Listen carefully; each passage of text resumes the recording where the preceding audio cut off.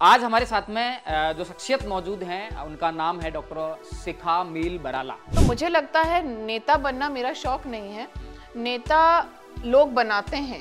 मेरी जो पहली कम्युनिटी है वो एक डॉक्टर होना है और डॉक्टर के बेसिस पे ही मैं इस लाइन में प्रवेश करने जा रही हूँ। और गहलोत सरकार आने के बाद में इनमें बहुत अच्छा सुधार भी हुआ है। मुझे जो लगता है, मुझे यहाँ पे आने के बाद में, इस फील्ड में आने के बाद जो फील हुआ वो है कि आपको त्याग करना होगा, आपको कंसिस्टेंसी रखनी होगी। बाकी हमारी लाइफस्टाइल यही रही है कि हम सुबह 8-9 बजे हॉस्पिटल आते थे, रात को 11-12 बजे घर पहुंचते थे। नमस्कार, स्वागत है आपका थिंक 360 में। मैं हूं लोकेंद्र किलानौत। राजस्थान पूरी तरह से चुनावी मोड में आ गया है और चुनावी मोड में आ चुकी है राजस्थान की सत्ताधारी पार्टी कांग्रेस।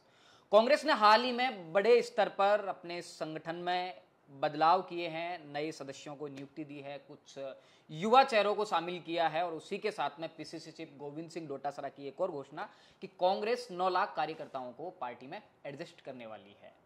आज हमारे साथ में जो शख्सियत मौजूद हैं उनका नाम है डॉक्टर शिखा मील बराला।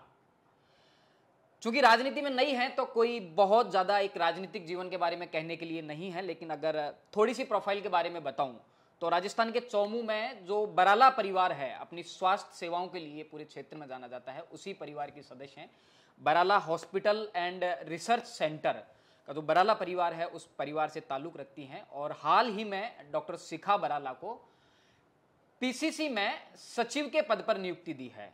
डॉक्टर शिखा बराला से बात करेंगे, उनके विजन को समझेंगे, उनके कामों को जानेंगे और बात करेंगे कि किस सोच को लेकर राजनीति में वो आई हैं। डॉक्टर शिखा जी, आपका बहुत बहुत स्वागत है थिंक 360 में। अचानक से क्या मूड बना कि सियासत की नब्ज टटोलने का मूड बना लिया? आप डॉक्टर हैं, पेशेवर डॉक्टर हैं, एक डॉक्टर परिवार से जुड़ी हुई हैं, अब अचानक से पीसीसी सदस्यों की लिस्ट आती है, डॉक्टर शिखा बराला का नाम उसमें शामिल होता है, सचिव पद पर आपको सीधे प्रदेश स्तर पर नियुक्ति दी जाती है। देखिए, राजनीति में मेरे ख्याल से मूड से नहीं आया जाता जी। राजनीति एक संयोग भी होती है और कहीं ना कहीं हमारे पास्ट में जितने भी हमने काम किए हुए होते हैं वो हमें नेचुरली कई बार राजनीति की तरफ डाइवर्ट कर देते हैं। बहुत बार लोगों का होता है कि क्यों ना हम भी जो सिस्टम नीतियां बना रहा है उसका हम भाग बने। ठीक बात। और अगर समाज, देश, राज्य के लिए कुछ भी सुधार कर सके, हमें जो एजुकेशन मिली है उसको उसके लिए उपयोग कर सके, तो क्यों ना हम भी उसमें जाने की कोशिश करें। प्रोफेशनली आप एक जिस तरह के पेशे से जुड़ी हैं, डॉक्टर हैं, आपका अपना हॉस्पिटल है, आपको नहीं लगता कि जो आपका पेशा है कहीं ना कहीं इसमें बीच में अड़चन बनता रहेगा? अभी हाल ही में राइट टू हेल्थ बिल आया और लगातार सरकार का, आपके बिरादरी के लोगों से मैं कहूं कि डॉक्टर्स का और सरकार का एक बड़ा टकराव हुआ, सड़क पर डॉक्टर उतरे। भविष्य में इस तरह की स्थितियां बनी, इस तरह के बिल आते रहते हैं। सरकार का और डॉक्टर्स का टकराव पहले भी हुआ है, हाल ही में देखने को मिला। तो ऐसा ना हो कि कहीं आपका जो प्रोफेशन है वो राजनीति में आड़े आ जाए, जो आपकी राजनीति है वो प्रोफेशन में आड़े आ जाए। मैं 2 पॉइंट इस पे बोलना चाहूँगी। पहली बात तो ये कि मुझे लगता है मेरा प्रोफेशन राजनीति में हेल्पफुल है, क्योंकि पहले से ये एक पब्लिक डीलिंग का प्रोफेशन है। उसमें हम बहुत लोगों से डील करते आए हैं और शायद वही हमें राजनीति की दिशा में ले गया है। जैसे मैं अगर अभी रिकॉर्ड्स की अगर बात करूँ तो मैं 10 साल मुझे यहाँ पे ज्वाइन की हो गया और करीब करीब मैं 1.5 लाख से ज़्यादा ओपीडी पेशेंट्स को डील कर चुकी हूँ। हम लोग 20,000 तक की सर्जरीज कर चुके हैं। तो डायरेक्ट हमारा पब्लिक डीलिंग है, उन्हीं को काउंसिल करना, सब कुछ। दूसरी चीज़ जो आपने बोली कि कुछ ऐसे मुद्दे भी होंगे जहाँ पर कंट्रोवर्सीज होंगी, तो मुझे लगता है नेता बनना मेरा शौक नहीं है, नेता लोग बनाते हैं। और अगर मैं मेरी आवाज़ ना उठा पाऊँ तो मैं लोगों की आवाज़ नहीं उठा पाऊंगी। जहाँ तक आपने ये आरटीएच की बात की तो उसमें डेफिनेटली जो मेरा स्टैंड था वो डॉक्टर्स के साथ था, क्योंकि मेरी जो पहली कम्युनिटी है वो एक डॉक्टर होना है और डॉक्टर के बेसिस पे ही मैं इस लाइन में प्रवेश करने जा रही हूँ। और जो भी उसके लिए प्राइवेट और पब्लिक सेक्टर को बैलेंस करने के लिए चीजें होनी चाहिए, हमने सरकार के आगे रखी कि किस तरीके से आप ऐसी इसमें अमेंडमेंट्स कीजिए ताकि जो प्राइवेट सेक्टर है वो सरवाइव कर सके और बैलेंस के साथ पब्लिक को भी सुविधाएं मिले। ठीक बात है। तो क्या कहना है आपका राइट टू हेल्थ बिल पर कि इस तरह का कोई बिल होना चाहिए? सरकार का ये दावा था कि राजस्थान पहला ऐसा स्टेट बन रहा है जो हेल्थ को एक कानूनी अधिकार के तौर पर एक मॉडल पेश करने जा रहा है। डॉक्टर से उस दौरान कवरेज को दौरान मैंने डॉक्टर से भी बात की थी, उनका लगातार कहना था कि मतलब जिस तरह के मुखर होकर डॉक्टरों ने आवाज उठाई कि डॉक्टर्स को बर्बाद करने वाला बिल है, ये डॉक्टर्स के गला रेतने वाला बिल है, इस तरह की आवाजें डॉक्टर्स की आई थी। तो आप चूंकि आप कांग्रेस की कार्यकर्ता थी, उसके तुरंत बाद आपको नियुक्ति मिली प्रदेश सचिव पद पर, उससे पहले आप एक डॉक्टर थी, तो क्या सोचती थी आप कि राइट टू हेल्थ बिल होना चाहिए या नहीं होना चाहिए? सरकार के बारे में आपका क्या व्यू था, या फिर डॉक्टर्स के लिए? जो मैं उस वक्त सोचती थी वही मैं आज सोचती हूँ, और वही उस वक्त वाली बात ही मैं आज कह रही हूँ। आरटीएच के लिए अमेंडमेंट्स सब डॉक्टर्स की जो भी हमारी प्रतिनिधित्व मंडल था उन लोगों ने पेश कर दिया कि ये चीजें आप अमेंडमेंट्स के साथ में लागू कीजिए, और आरटीएच होना चाहिए, क्यों नहीं होना चाहिए, राइट टू एजुकेशन होना चाहिए, राइट टू हेल्थ होना चाहिए। ठीक बात है। तो लेकिन उसको इस वे में हम लागू करें कि सारी चीजें बैलेंस हो, ना पब्लिक परेशान हो, ना जो प्राइवेट सेक्टर है वो ऐसा हो कि बंद होने के उस पर बिल्कुल एज पर आ जाए।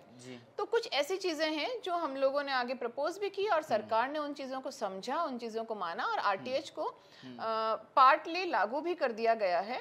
भाई जिन लोगों ने सरकार से जो सब्सिडाइज्ड रेट पर लैंड्स ली हैं या फिर और हेल्प्स ली हैं, तो वो लोग उस चीज को वहां पे लागू कर दिया गया है। आगे अगर जो पोल्यूशन सर्टिफिकेट्स होते हैं और बहुत सारी ऐसी चीजें हैं, अगर उनको प्राइवेट सेक्टर को आप फैसिलिटेट करेंगे तो सरकार उसको लाए, मेरे ख्याल से प्राइवेट सेक्टर उस चीज में बिल्कुल एडजस्ट करेगा। और पब्लिक को तो हेल्थ देने का हमारा पर्पस है, वो डॉक्टर्स भी देना चाहते हैं, सरकार भी देना चाहती है। ठीक बात है। जो राजस्थान की सरकार है, अशोक गहलोत की जो सरकार है, अपनी हेल्थ स्कीम के लिए पूरे देश में जानी जाती है। जो एक मॉडल पेश किया है चिरंजीवी में, 25 लाख का इलाज फ्री होता है, एक बहुत बड़ी बात है। कोई स्टेट इस तरह का मॉडल पेश कर रहा है, तो कहीं ऐसा तो नहीं है कि एक हेल्थ स्कीम से कनेक्ट होके आप जिस पेशे से हैं, किस तरह से देखती हैं हेल्थ को लेकर सरकार ने किस तरह का काम किया है, एक मॉडल कहीं ना कहीं राजस्थान बन पाया है हेल्थ स्कीम को लेकर? बिल्कुल, ये जो स्कीम्स हैं ये काफ़ी टाइम से चल रही हैं, और गहलोत सरकार आने के बाद में इनमें बहुत अच्छा सुधार भी हुआ है। हालांकि स्कीम्स पहले से चल रही हैं, और हमारा हॉस्पिटल, हम लोग इन स्कीम से बहुत पहले से जुड़े हुए हैं। ठीक बात है। राजनीति से हटाकर हम इसे अगर बात करते हैं तो ये जनता के लिए बिल्कुल चिरंजीवी जो नाम अपने आप में बता रहा है उसी तरह से साबित हुई है। बहुत सारे ओल्ड एज पर्सन्स थे, अगर हम माने 70 प्लस हैं, जो कमा नहीं पा रहे हैं, घर में बहुत गरीबी है, वो इलाज के अभाव में घर में ही दम तोड़ देते थे, और बहुत बुरी कंडीशन में घर पे दम तोड़ते थे, क्योंकि उन्हें लाने का, हॉस्पिटल लाने का मतलब है, आईसीयू चार्जेस का मतलब है उनको भर्ती कराकर, अगर वो मौत के मुंह में भी जा रहे हैं तो 10 दिन भर्ती करा के आपके 1 लाख 2 लाख 4 लाख जो भी बिल होता है वो। अब एटलीस्ट उन लोगों को इलाज मिल रहा है और उनकी लाइफ भी प्रोलॉन्ग हो रही है, क्वालिटी ऑफ लाइफ अच्छी हो रही है। बहुत सारी और बीमारियां हैं जिनमें लोग सोचते थे कि नहीं मैं तो पैसा बचा लूं, मेरे बच्चों की पढ़ाई में लगा दूं, और उन लोगों की हेल्थ बदतर हुए जा रही थी, वो लोग अब इलाज के लिए टाइमली हॉस्पिटल जा रहे हैं। मैडम, हम जब सीकर से लौट रहे थे, चौमू की तरफ आ रहे थे, तो आपके बहुत बड़े बड़े पोस्टर होर्डिंग हमने हाईवेज पर लगे देखे। चुनावों से ठीक पहले बड़े बड़े होर्डिंग्स, डॉक्टर शिखा मील बराला, कहीं ना कहीं एक संकेत है। तो किस तरह का ये संकेत है कि डॉक्टर शिखा मील बराला बिल्कुल सक्रिय राजनीति में, ग्राउंड की राजनीति में इंटरेस्टेड हैं? चुनाव से ठीक पहले नहीं, ये होर्डिंग्स 6 महीने पहले ही लग गए थे, दिसंबर में जी। जब भारत जोड़ो यात्रा चल रही थी, और हम लोगों तक ये चीज पहुंचाना चाह रहे थे कि हम भी भारत जोड़ो यात्रा का, जो हम सोसाइटी में एजुकेटेड लोग हैं, जो हम लोगों को सर्व कर रहे हैं, हम भारत जोड़ो यात्रा का फेवर करते हैं, हम उसका पार्ट हैं, और जो भी लोग उस विचारधारा से जुड़ना चाहते हैं वो हमसे बात करें, या उस विचारधारा के बारे में एक बार सोच कर देखें और उससे जुड़े अगर उन्हें लगता है सही है।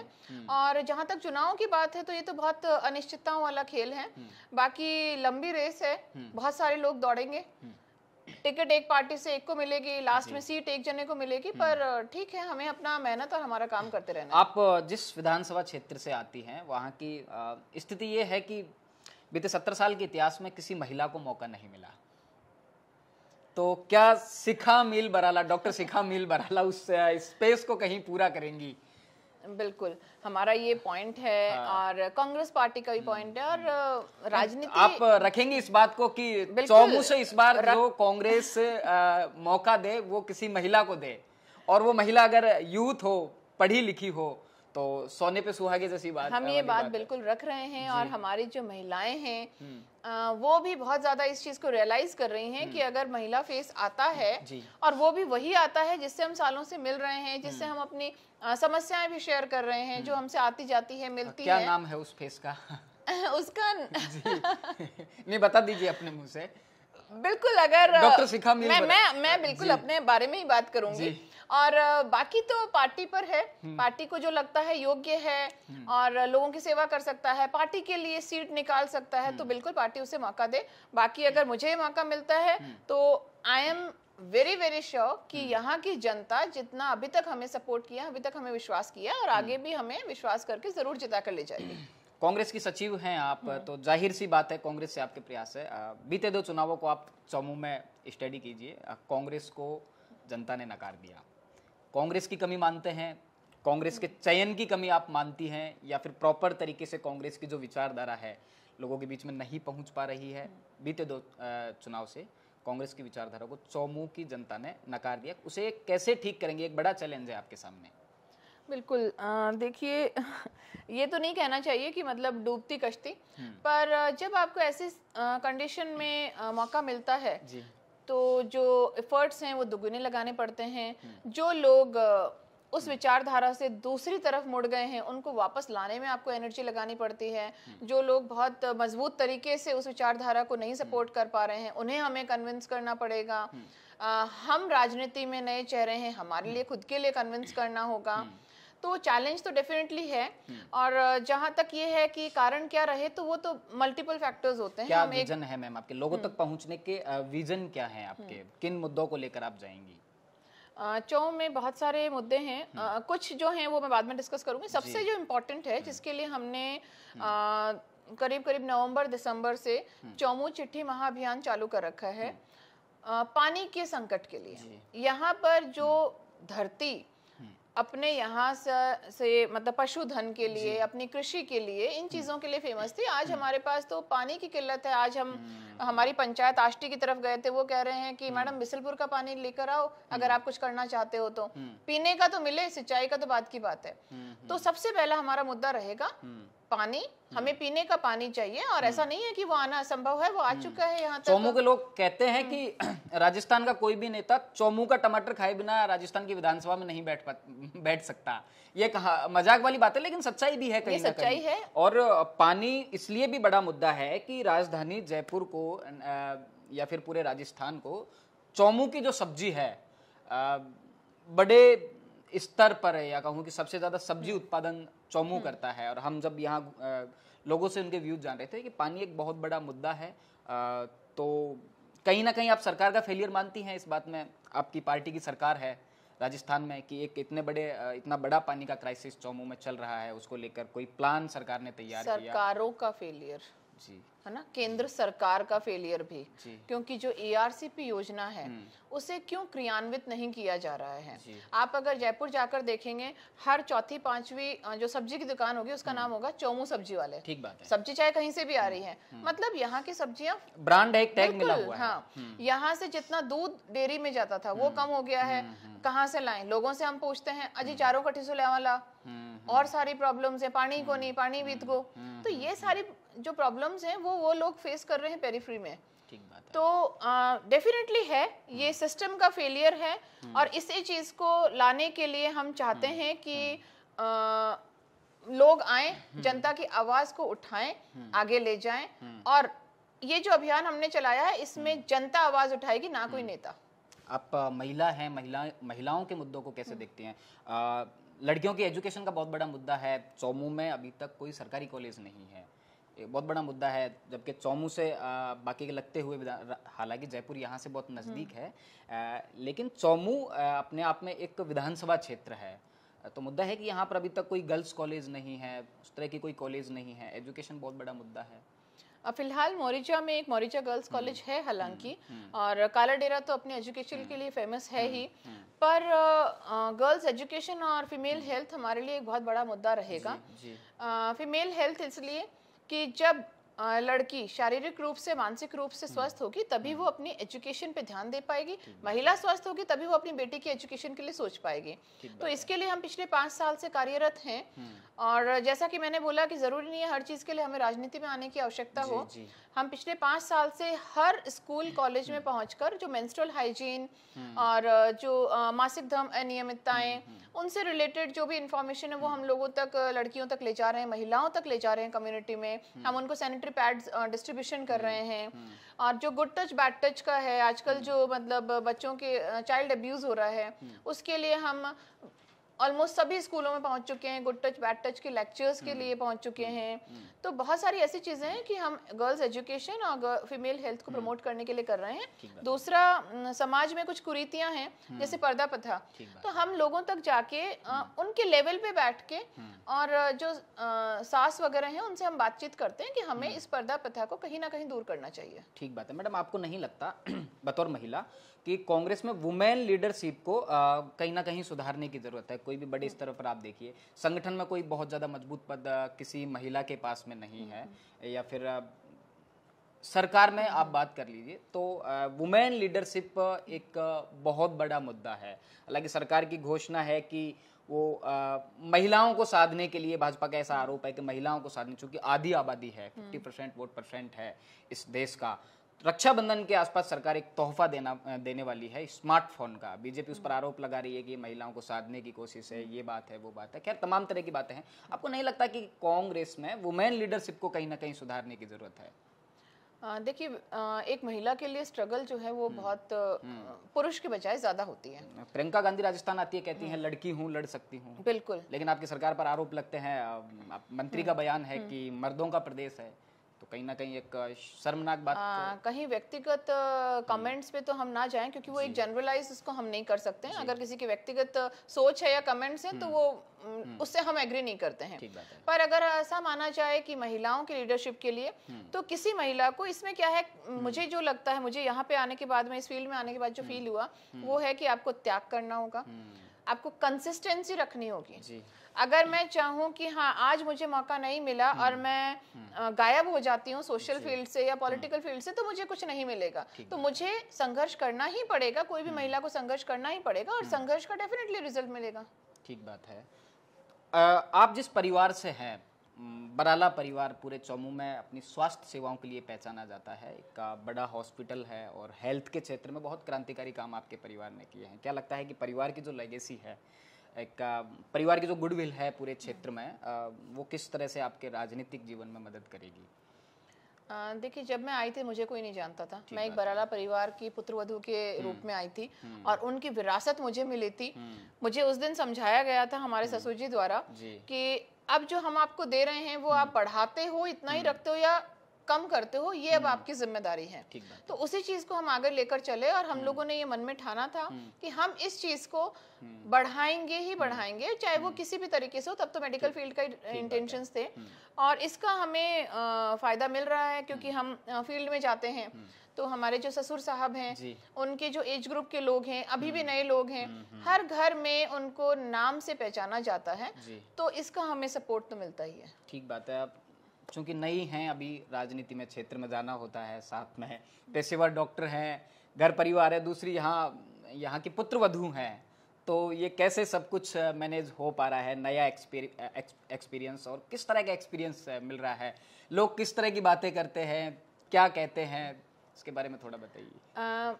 अगर हम ये माने कि बिल्कुल टिपिकल जो आप बोलते हैं कि जनसंपर्क है, तो वो तो ठीक है, अभी कुछ महीनों में शुरू हुआ है। बाकी हमारी लाइफस्टाइल यही रही है कि हम सुबह 8-9 बजे हॉस्पिटल आते थे, रात को 11-12 बजे घर पहुंचते थे, जिसमें हमारा जनसंपर्क हो, सामाजिक फंक्शंस हो, ये सब अटेंड करना हो। तो ये चीज़ हमारे लिए कोई बहुत ज़्यादा डिफरेंट या नई नहीं है, इसलिए एडजस्ट करना बहुत मुश्किल नहीं है। हालांकि बच्चे तो ज़रूर थोड़ा सा कॉम्प्रोमाइज़ करना पड़ता है, पर कुछ पाने के लिए कुछ खोना पड़ेगा। ठीक बात है। तो डॉक्टर शिखा मिल बराला हमारे साथ थी, जिन्हें हाल ही में कांग्रेस में प्रदेश सचिव पद पर नियुक्ति दी गई है। एक वुमेन फेस हैं, युवा हैं, पेशे से डॉक्टर हैं और अब राजनीति के क्षेत्र में अपनी संभावनाएं तलाश रही है। वीडियो जर्नलिस्ट गणेश यादव के साथ थिंक 360 के लिए लोकेंद्र किलानौत।